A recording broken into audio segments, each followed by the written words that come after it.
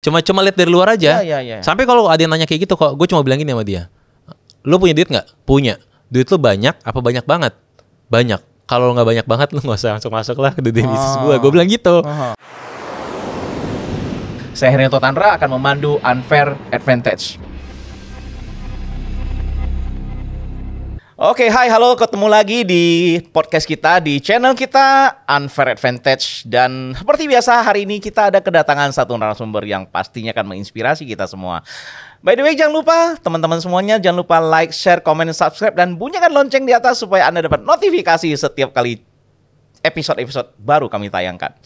Oke, kita di hadapan kita ada Izan Faikar. Halo kok. Hai, halo Izan, thank you for coming. Terima kasih sudah datang. Sama-sama, wow, kok. Izan segar sekali hari ini ya. Terima kasih sudah datang hari ini dan mau berbagi di Unfair Advantage. Mungkin langsung saja ya Izan ya. Izan ini kan masih muda ya. Umur 31 tahun. Wow, pebisnis sukses muda, ya. Masih muda kok. Dan ini dalam berapa tahun terakhir ini cukup mendominasi di dunia bisnis kita sekarang ini. Mungkin kita boleh kenalan dulu Izan dengan ceritain siapa sih Izan di waktu yang lalu ya. Mungkin Izan juga bisa cerita sih sisi-sisi apa yang udah dilalui. Kan kadang-kadang kita ngelihat orang hanya dari sekarang ini. Tapi kita percaya bahwa orang sekarang ini yang terbentuk adalah hasil dari masa lalu yang membentuk mereka hingga hari ini. Baik itu baik, baik itu buruk. Betul. Ya, mungkin ada sisi yang fair atau unfair yang kita bisa ambil advantage-nya. Silakan, Izan. Jadi gue itu adalah anak pertama dari 3 bersaudara. Jadi gue sama adik-adik gue itu jaraknya jauh-jauh kok. Jadi kurang lebih gue sama adik gue bedanya 6,5 tahun.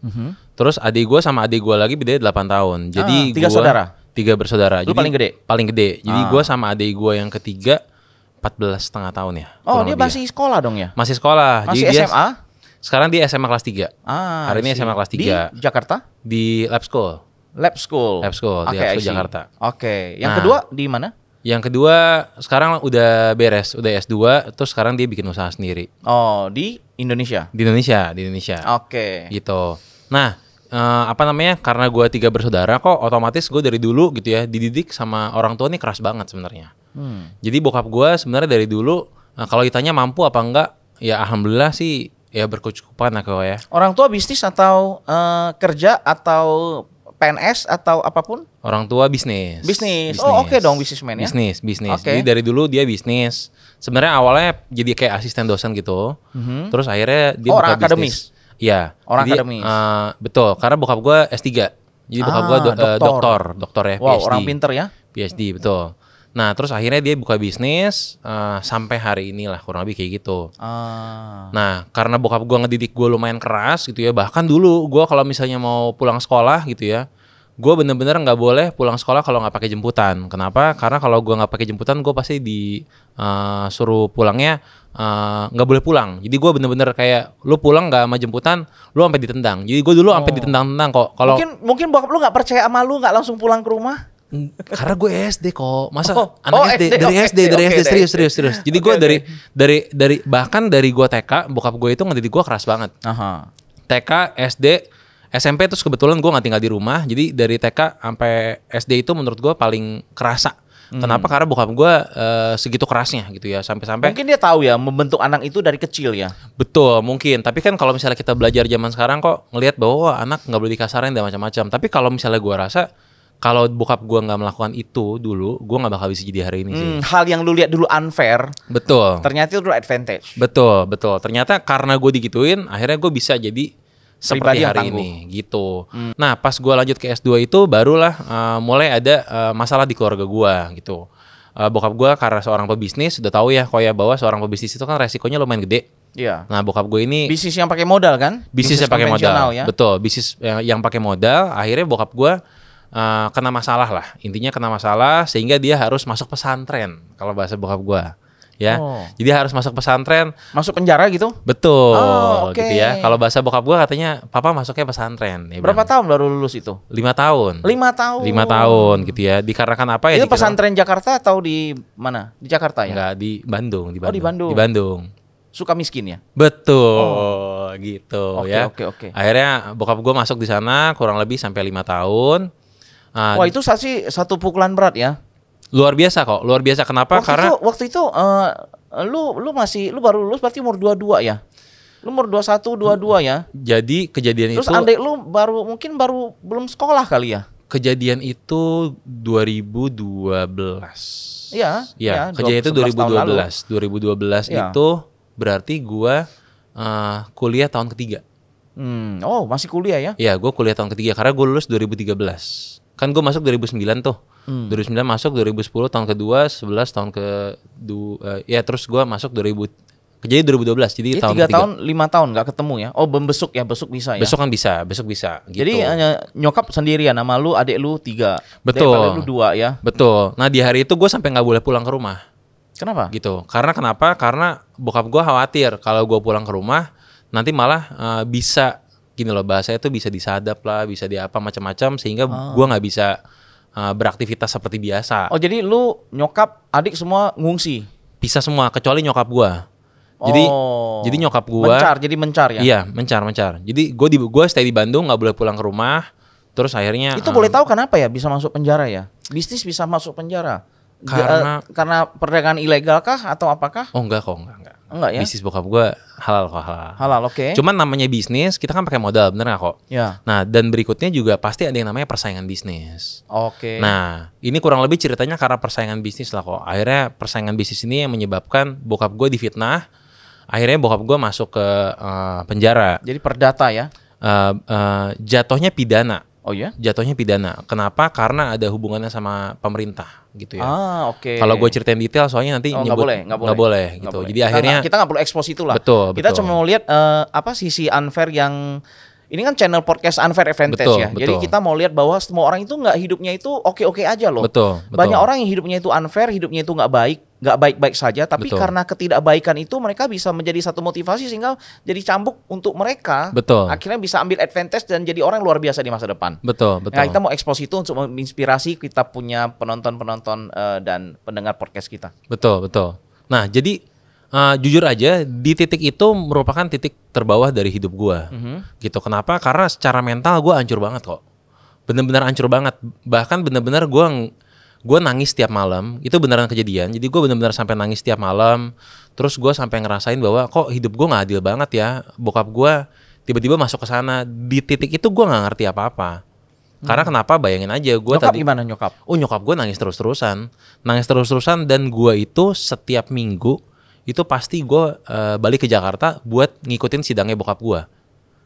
Gitu. Oh, masih sidang ya? Sidang. Jadi itu benar-benar sidang. Itu sidangnya itu kurang lebih 1 tahun ya. Oh. Kurang lebih sekitar 1 tahun. Dan yang namanya orang sidang itu kan kadang-kadang nggak bisa diprediksi. Kita bisa bilang mulai jam 8, taunya mulai jam 10, mulai jam 11. Kadang-kadang udah lewat jam 12 malam akhirnya di stop karena nggak boleh lewat hari. Akhirnya ditunda, jadinya besok lagi. Akhirnya gue nggak pulang lagi ke Bandung. Akhirnya gue nggak kuliah lagi. Kurang lebih kayak gitu.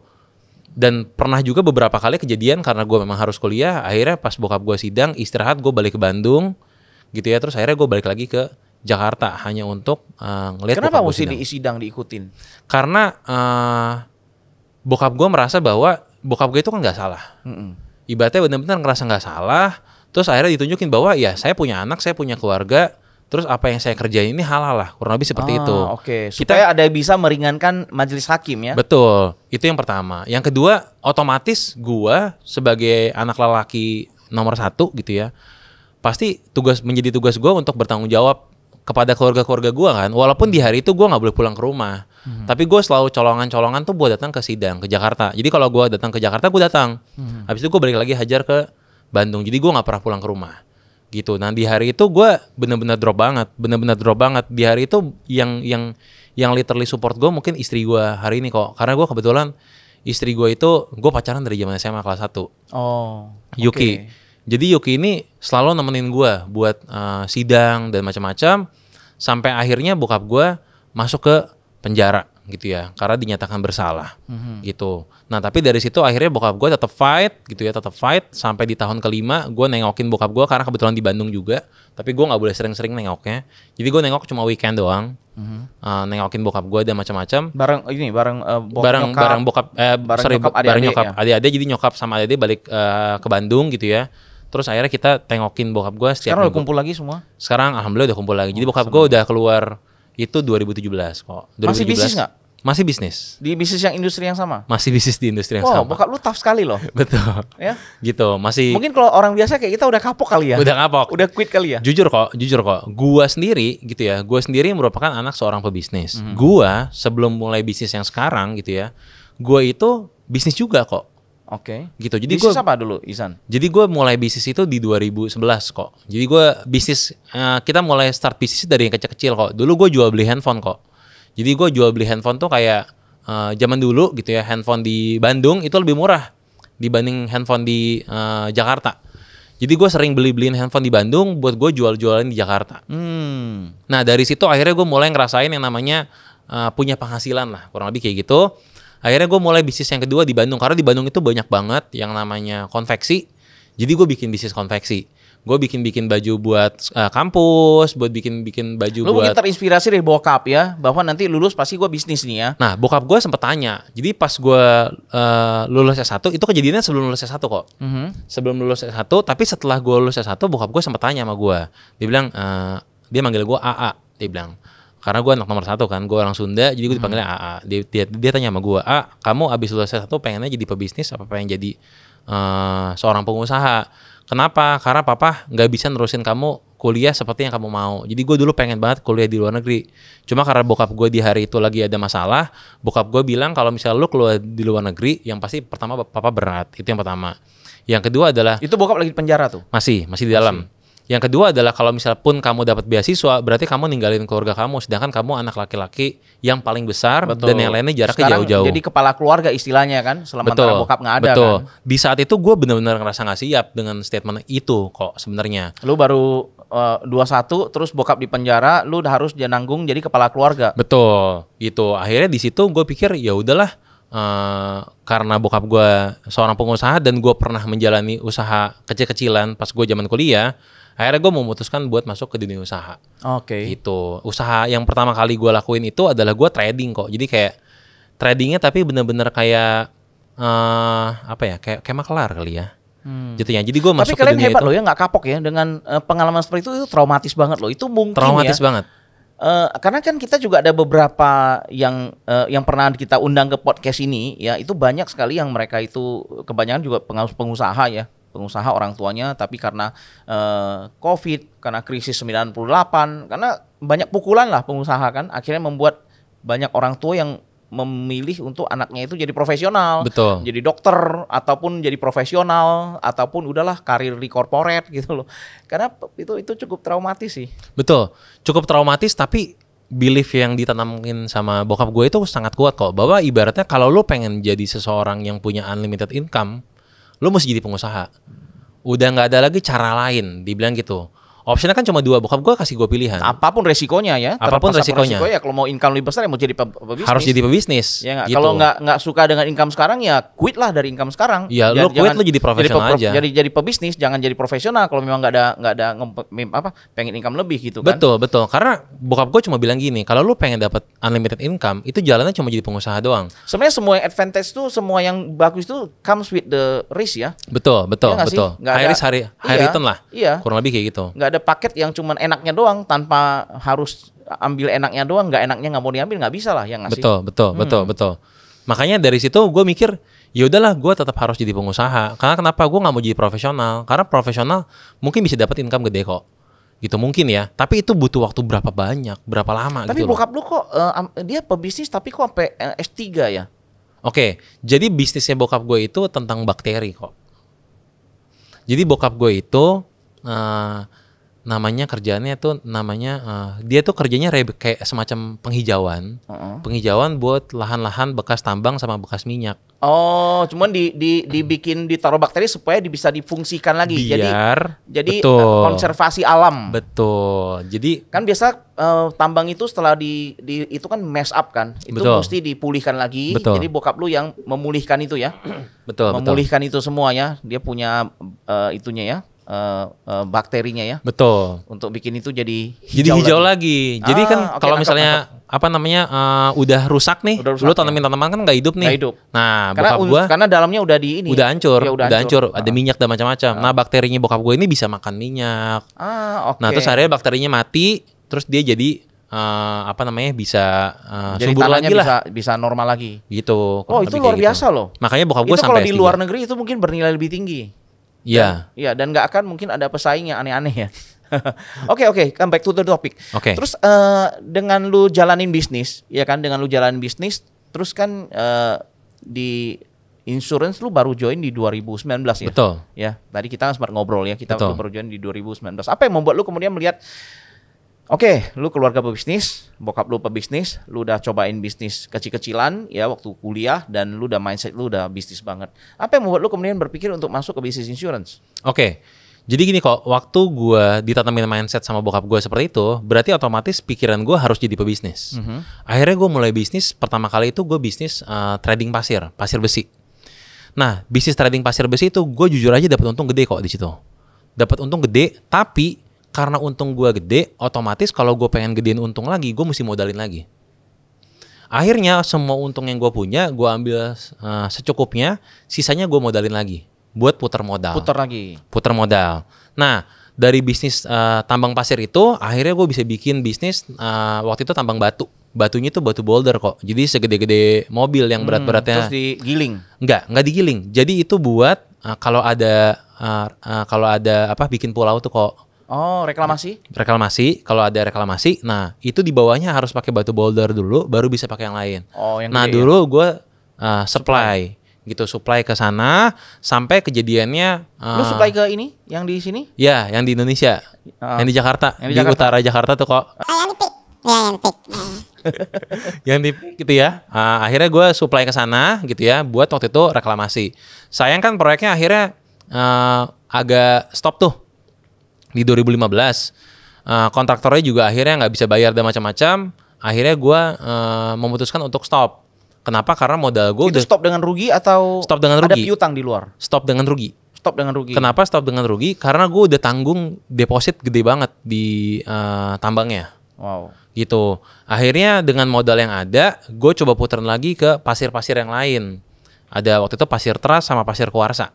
Nah, di sela-sela itu akhirnya gue nyoba bikin karena lumayan ada duitnya gitu ya, walaupun banyak uang-uang nyangkut tapi masih ada duit lah. Akhirnya gue bikin, nah dulu lagi happening bisnis F&B kok.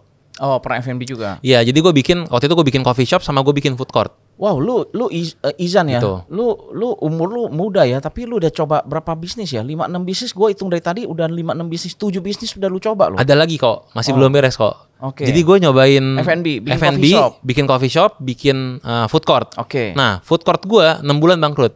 Oh, oke, good. Gitu. Karena kenapa? Karena gue bingung banget. Iya. Ibaratnya ya itu baru buat gue. Terus gue ngeluarin duit gede. Ternyata cash flow gue habis di jalan. Dan ternyata pesaingnya banyak.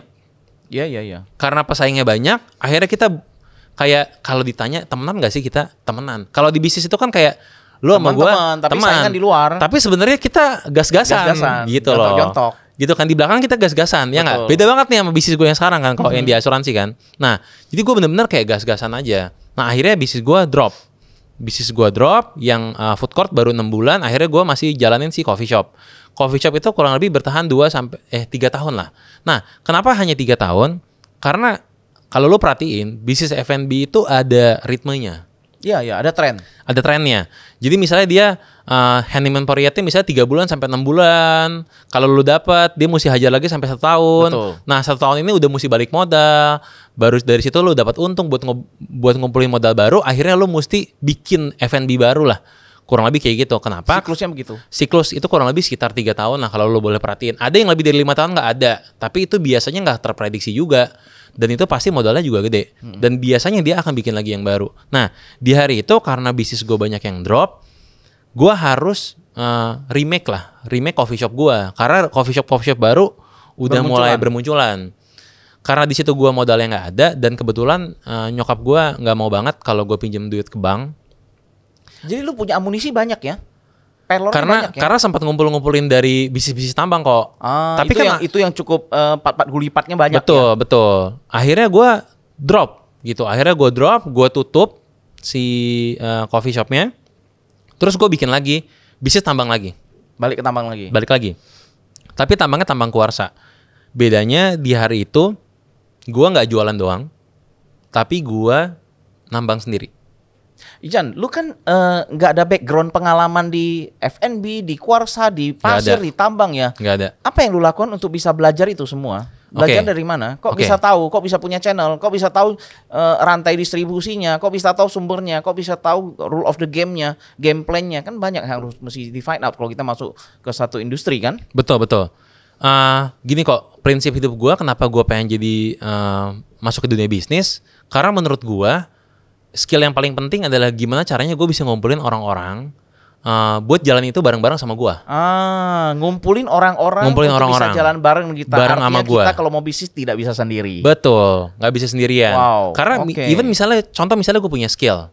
Gue punya skill tambang, belum tentu gue bisa bikin bisnis tambang, walaupun gue punya skillnya. Ya. Karena gue butuh tim, bener gak kok? Nah, gue juga itu pernah kejadian di sela-sela itu gue bikin juga kok sebenarnya. Itu bisnis desain interior sama kontraktor bangunan. Jadi gue bangunin rumah, bangunin perumahan. Itu gue semua pakai investor. Jadi gue tarikin investor dan macam-macam. Gue bikin perumahan-perumahan tuh mulai dari perumahan-perumahan yang kecil-kecil sampai gue bangunin rumah-rumah swasta. Jadi kayak bukan rumah swasta, rumah pribadi, rumah-rumah pribadi. Itu setiap kali bisnis lu bersama dengan orang-orang yang berbeda? Bersama dengan orang-orang berbeda. Jadi gue punya teman misalnya punya teman F&B. Yang yang pasir, tambang, interior, developer. Jadi semuanya dengan orang-orang berbeda. Apa kunci menurut lu yang bisa membuat lu diterima di mereka semua? Kuncinya apakah lu punya uang atau apa yang membuat lu mereka bilang welcome deh Ihsan, let's join us.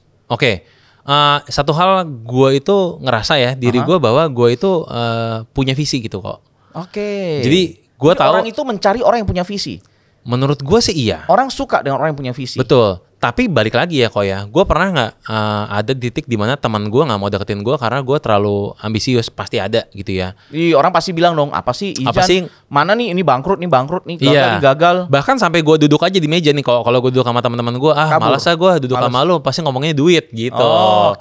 Jadi akhirnya ya. Jadi ada juga ya haters ya. Even kita punya visi, punya mimpi, ada juga haters ya. Ada. Tapi lu apa yang lu lakukan dengan haters itu? Cuekin aja. Kalau gue sih ya berpikir ya, selama dia tidak merugikan gue biarin aja sih. Ya udah, Gue cuma berpikir gini, kalau misalnya ternyata dia ngomongin gue, berarti mungkin ya dia ada suatu keirian mungkin ya. Itu yang pertama.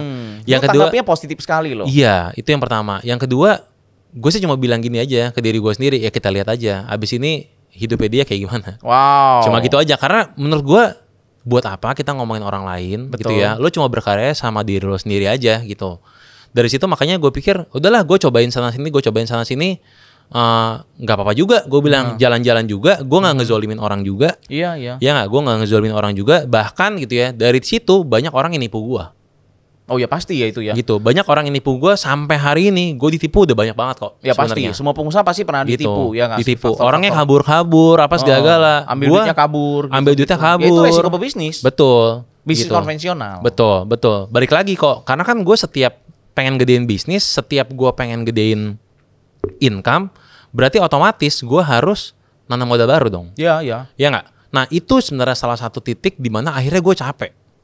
Keluar duit terus. Iya. Jadi gue capek. Jadi lu nggak pernah nikmatin loh sebenarnya duit lu. Betul kok. Jujur ya. Tiap ada uang buka bisnis baru. Betul. Chip in lagi. Betul. Nggak jalan pump in lagi. Betul. Kalau misalnya ada untung lagi lempar lagi ke yang lain. Betul. Sampai kalau gue mau naikin income, uangnya tuh terus ngelipat. Mungkin income gue naik, tapi modal yang gue keluarin udah jauh lebih gede. Gitu. Sampai terakhir itu gue bisnis tambang pasir yang terakhir itu gue keluar duit kurang lebih udah 12 M ya.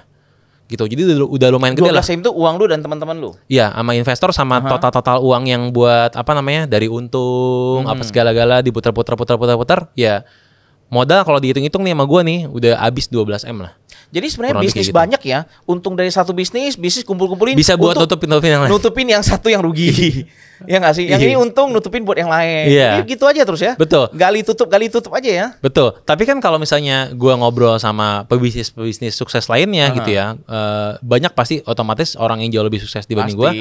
Terus gue tanya sama dia, terus gimana dong kalau misalnya gue udah punya bisnis satu buat nutupin yang lain? Ya itu proses belajar lo, dibilang. Uang sekolah. Iya. Dibilang itu uang sekolah mereka lo. Juga pasti lalu itu. Betul. Di masa muda mereka, di masa lalu mereka yang membuat mereka jadi hari ini kan. Betul. Itu uang sekolah lo buat apa? Buat nemuin bisnis yang paling tepat buat lo. Terus gue bilang, iya juga sih. Jadi serem loh ya sebenarnya bisnis ya. Iyalah.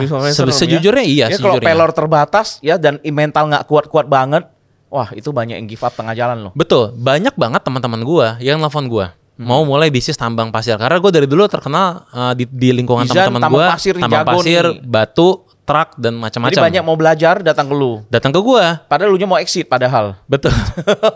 Kenapa? Karena orang lihat kita enaknya aja kali ya. Betul. Mereka nggak lihat prosesnya. Mereka cuma lihat kita dan dia nggak tahu hitungan kita kan. Betul. Dia nggak tahu laporan keuangan kita seperti apa. Nggak tahu. Dia cuma tahu, oh you're very successful young man. Iya, cuma lihat dari luar aja. Iya. Sampai kalau ada yang nanya kayak gitu kok, gue cuma bilang gini sama dia.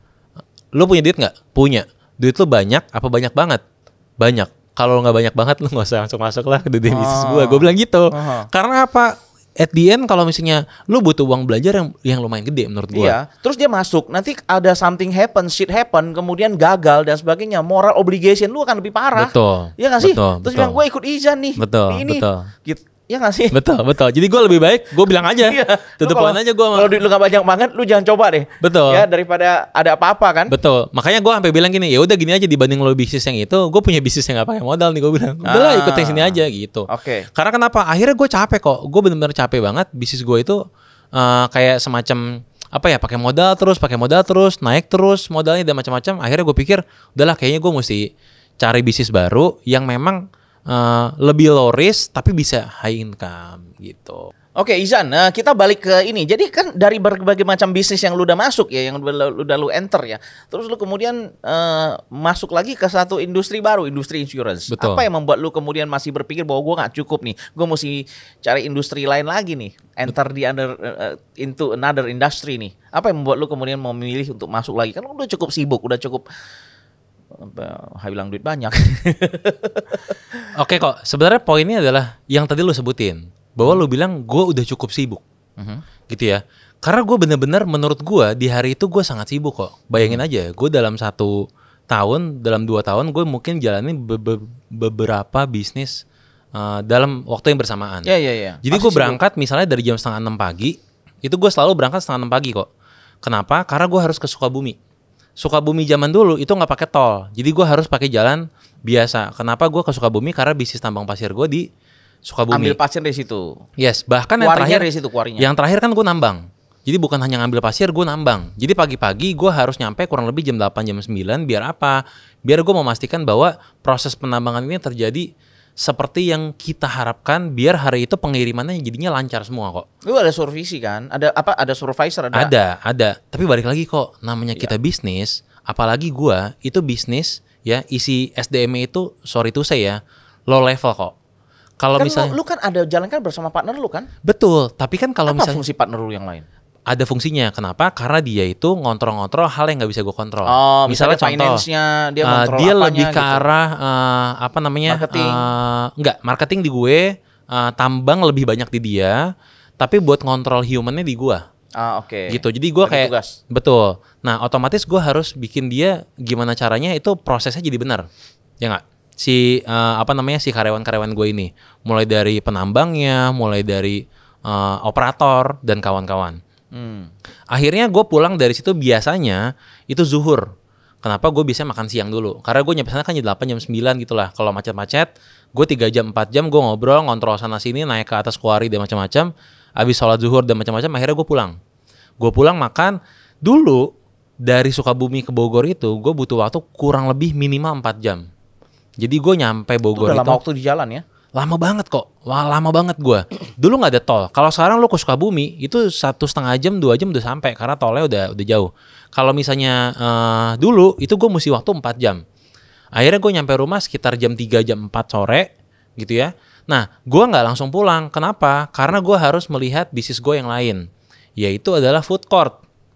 Sebelum food court gue masuk ke ini dulu, bisnis perumahan dulu. Oke. Karena rumah kayak gini, kalau lu tahu kalau bisnis perumahan itu kan dia tukang pulang jam 4 jam 5. Iya. Lu mesti make sure bahwa hari itu mereka delivernya apa, betul, progresnya di mana, betul. sesuai nggak time frame-nya. Betul, sesuai nggak nih progresnya hari ini tuh harusnya udah sampai mana, tembok naiknya udah sampai mana, plesterannya udah naiknya sampai mana dan kawan-kawan. Kalau bayar uang kawan-kawan. tukang satu hari itu sia-sia tuh. Betul, itu kan gue mesti lihat semua. Karena kan balik lagi gue nggak pakai karena gue yang kontraktornya, otomatis gue bayar semua mereka harian. Iya. Gitu. Dan untuk kasbon pasti di hari itu. Ibaratnya kayak misalnya bos kasbon dong bos, dan macam-macam itu gue beresin. sampai jam 5 sore. Habis itu ke food court. Gue food court abis itu. Nah, terus kenapa lu pikir mau ke bisnis insurance lagi? Karena itu kok, lu bayangin dari situ gue ke food court sampai jam 7 malam, jam 8 malam gue tutup. Abis itu gue ke coffee shop. Tutup coffee shop jam 12. Abis itu gue nyampe rumah, pulang gue ke Cibubur 1:30 pagi. Terus aja begitu tiap hari. Wow. Berarti kalau misalnya ditanya, lu punya waktu? Ya jawaban gue gak punya waktu. Untung lu masih muda loh. Iya. Kalau jalan itu 10-20 tahun mungkin lu udah gak di dunia ini lagi. Gue juga dulu gak nyangka sih. Maksudnya sekarang jujur kok, sekarang nih gue begitu capek banget sih. Tapi kalau gue ingat dulu, kok gila, kok gue bisa ya ngelakuin karena masih itu. muda, energi masih full. Ya, sekarang juga kan tapi masih kita muda itu kok. usia itu kan nambah kan. Nambah. Dan kita bukan makin tua itu makin kuat loh. Betul, kita makin betul. tua itu makin baterai makin ini. Makin drain out. Kalau misalnya iPhone ini kok apa Iya, namanya? iya. Apa namanya itulah ya. Betul. Makin ini. Nah, kadang-kadang orang nggak berpikir bahwa mereka berpikir bahwa tetap akan stay young. Mereka nggak pikir bahwa nanti gua nggak bisa begini terus nih. Betul. Ya nggak sih. Semua kepikiran tentang masa depan mereka tetap akan bisa sehat, akan bisa Betul. muda, dan tetap bisa kuat. Betul. Tapi lu anak muda dan punya visi luar biasa. Oke, jadi lu ke bisnis insurance karena lu ngerasa bahwa lu nggak sehat nih bisnis seperti ini nih, ya nggak sih? Betul. Karena secara waktu gue udah benar-benar habis kok. Jadi sekarang bisnis itu masih ada? Udah nggak ada. Semua lu udah cut? Udah nggak ada. Udah lu cut? Tinggal terakhir itu bisnis tambang pasir. Masih jalan sampai hari ini. Karena masih ada kewajiban. Karena jujur aja modalnya udah gede banget. Gue mesti balikin modal. Jadi gue lagi pikirin exit strategi gimana caranya modal itu semua balik. Habis itu gue mau lepas. Oke. Karena Yang lain kan kecil-kecil kan. Yang lain udah beres semua. Udah di-exit kan. Udah, gampang. exitnya udah beres gue. Karena yang tambang pasir ini paling gede, mau nggak mau dia harus jalan. Apa yang lu lihat menarik dari industri insurance sehingga lu ngelihat dari sekian banyak bisnis yang udah lu gelutin dan lu ngelihatnya this is the best? Karena gini kok, kalau misalnya gue dulu di bisnis, gue mau naikin income, gue mesti naikin modal. Bener nggak? Ya. Gue rasa impian semua pebisnis lah, pengen punya modal sekecil-kecilnya, income sebesar-besarnya. Ya. Tapi sayangnya, gue sampai hari ini belum menemukan bisnis konvensional yang bisa income-nya sebesar-besarnya, modal sekecil-kecilnya. Adanya efisiensi cost. Efisiensi cost. Adanya hanya efisiensi Ngurangin cost. Cost, tekan. Betul. Tekan. Neken cost biar apa? Modalnya kecil, income-nya naik. Tapi efisiensi cost tetap aja seefisiensinya. Lu bisa efisiensi berapa persen? Ya. Paling 10%, paling 20%. Dan setiap kali efisiensi itu ada hal yang dikorbankan loh. Udah pasti. Hubungan dikorbankan. Hubungan, Ya nggak hubungan. Terus misalnya karyawan. Ketidaknyamanan. Karyawan protes. Betul. Banyak ini dikorbankan sih untuk efisiensi itu. Buat efisiensi banyak kan ketidaknyamanan itu. Betul. Misalnya contoh yang tadinya mungkin gue pakai mobilnya, mobilnya bensinnya Pertamax turbo gitu.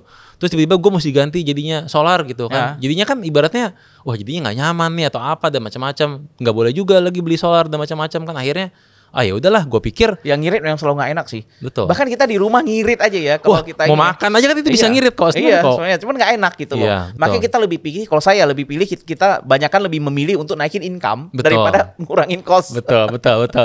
Oke, jadi Izan kan di industri insurance sudah berapa tahun nih? 4 tahun ya? Ya, tahun kelima lah. Tahun kelima. Ini tahun kelima dan ya you doing good loh. You doing good loh. Maksudnya lu dan istri melakukan dengan baik, dengan bagus, punya tim besar, ya kan, punya orang-orang yang banyak dan anak-anak muda dan visioner semua. Apa pembelajaran yang dulu yang lu dapat bagus yang lu bisa terapin di sini? Menurut lu? Oke. Jadi gini, kenapa gue akhirnya bisa menerapkan semua ini ke bisnis gue sekarang? Gue cuma punya mindset bahwa menurut gue sampai hari ini asuransi itu adalah bisnis di mana gue bisa jalanin jauh lebih nyaman, jauh lebih nggak pusing, tanpa modal. Kalaupun ada modal, berapa gede sih? Paling ngajakin orang ngopi, ngajakin orang makan. Which is kalau lu nggak ngajakin orang juga, lu tetap makan, tetap ngopi. Tetap ngopi, lu tetap transportasi nggak? Tetap transportasi kok. Tetap naik mobil nggak? Tetap naik mobil. Dibanding pebisnis sih ini nothing lah ya. Boleh dibilang kita abaikan ya modalnya ya. Betul. Jadi benar-benar kayak gue nggak pakai modal. Nah sekarang pertanyaannya, tapi Zan kan lu mesti pintar ngomong. Pertanyaannya, gue hari ini bisa ngomong gara-gara apa? Gara-gara asuransi loh. Oke. Jadi gue partner bisnis gue kok itu semuanya umurnya jauh di atas gue. Kecuali coffee shop. Tapi coffee shop anak muda. Anak muda, kalau yang tambang, yang developer itu semua itu semua orang-orang tua yang kayak gue waktu itu kan umur let's say 25 lah ya, 25 27. Itu yang lain tuh umur 50, 55, bahkan ada yang udah 60 tahun. Terus gimana caranya? Di situ gue ngobrol nggak enak, ngobrol nggak asik, apa segala-gala. Sedangkan kita nggak bisa memilih partner kita. Nggak bisa. Gue cuma ngeliat dia punya mereka dipersatukan karena uang. Betul. Karena mereka ada uang, kita terpaksa partneran. Betul. Tapi kalau di sini? Kalau di sini akhirnya gue bisa gabungin orang-orang yang memang gue suka. Gitu. Jadi lu hanya merekrut orang yang lu suka. Betul. Gue bisa gabungin orang-orang yang gue suka. Gue bisa bikin kehidupan mereka yang udah baik jauh bisa lebih baik lagi, yang kurang baik menjadi baik. Kan kurang lebih kayak gitu. Dan orang-orang nggak mesti yang punya capital. Bahkan gue sendiri nggak perlu ngasih capital ke dia. Nah, Ibaratnya kalau dulu gini kok, gue zaman kuliah dari dulu itu selalu teman-teman gue, karena gue terkenal bapak gue bisnis, jadi bokap gue lagi teman-teman gue selalu bilang, Zan, nanti kalau lu misalnya nih lulus kuliah, kita sama-sama lulus kuliah, gue pengen kerja sama lu ya. Itu adalah statement banyak dari teman gue kayak gitu. Karena lu dianggap pebisnis. Ya dianggap kan? Bokap gue pebisnis, ada uang, ada duit, ya kan? Jadi dia bilang udahlah gue pengen kerja sama lu aja, kan kita asik nih kalau main asik dan macam-macam. Dulu gue nggak nyangka bahwa ibaratnya dunia main sama dunia kerja udah beda nih. Jadi gue pikir ya udahlah asik-asik aja. Pas gue benar-benar bikin bisnis, teman-teman gue kan pasti selalu ketemu kan. Lu ajak dong. Gue ngajak. Sekarang pertanyaan gue, pada saat gue mau ngajak dia gara-gara gue suka apa gue perlu dia? Kalau misalnya gara-gara gue suka doang, dia nggak perform, berarti kan ngerugiin gue. Betul. Karena kenapa gue harus pikirin dia bayar gajinya berapa, pesangonnya dia berapa, dan macam-macam, bener nggak? Betul. Nah, orang-orang tersebut akhirnya gue ajakin kemana? Saat gue udah menemukan dunia asuransi, mereka semua gue bisa ajakin ke dunia asuransi dong. Tanpa harus ngerugiin lu, dan membuat resiko di lu. Betul. Dan membuat hubungan jadi nggak enak. Karena kalau dia nggak perform, lu juga fine. Betul. Dia karena perform juga dia bagus. Betul. Karena gue juga nggak ada hubungan duit kok. Nggak ada moral obligation. Betul. Oke. Dan gue juga kan gak ada hubungan duit. Gue kan di asuransi cuma ngajakin mereka buat masuk ke dunia asuransi. Terus gue istilahnya lah ya, mementori mereka untuk menjalankan bisnis asuransi seperti apa. Ya. Selebihnya kan tanggung jawab mereka masing-masing. Izan, kalau boleh putar balik waktu nih, lu masih mau gak sih? Kalau boleh, if you could turn back time, lu masih mau gak balik ke zaman dulu dan menjalani yang udah lu dijalani sekian banyak gitu? Kita bukan bicara soal menyesali masa lalu ya. Maksudnya dengan lu misalnya ada Doraemon nih. Iya. Masih waktu. Neneng, lu bisa balik ke masa lalu. Lu mau nggak balik ke itu dan menjalani lagi yang kemarin-kemarin? Kalau boleh balik ke masa lalu, apa yang lu mau perbaiki? Jujur gue nggak mau memperbaiki apa-apa sih kok. Kenapa? Karena masa lalu itu gue bisa jadi hari ini. Karena bokap gue galak, gue bisa jadi hari ini. Karena gue dulu rugi banyak, gue bisa jadi hari ini. Gue ngerasa bahwa itu proses kehidupan gue yang gue harus lewatin. Lu tau gak sih Izan? Gitu. Kita udah banyak orang yang kita undang ke podcast ini, ya. Dan semua orang-orang hebat yang hari ini. Ini pertanyaan yang klasik yang beberapa sering sekali gue untuk tanyakan kepada narasumber yang kita undang, dan semua orang bilang gue tidak menyesali masa lalu dan tidak mau balik mengubah masa lalu, karena masa lalu gue seburuk apapun, betapa banyak unfair yang datang ke kehidupan gue, itu merubah gue dan membentuk gue jadi hari ini. Jadi nothing wrong dengan masa lalu. Betul. Gue setuju banget kok. Karena kenapa gue nggak ada masa lalu, gue nggak bisa jadi hari ini.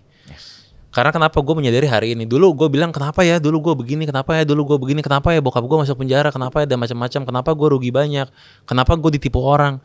Dari situ gue belajar. Bahkan sampai hari ini mungkin gitu kok, gue masih lewatin proses hidup gue.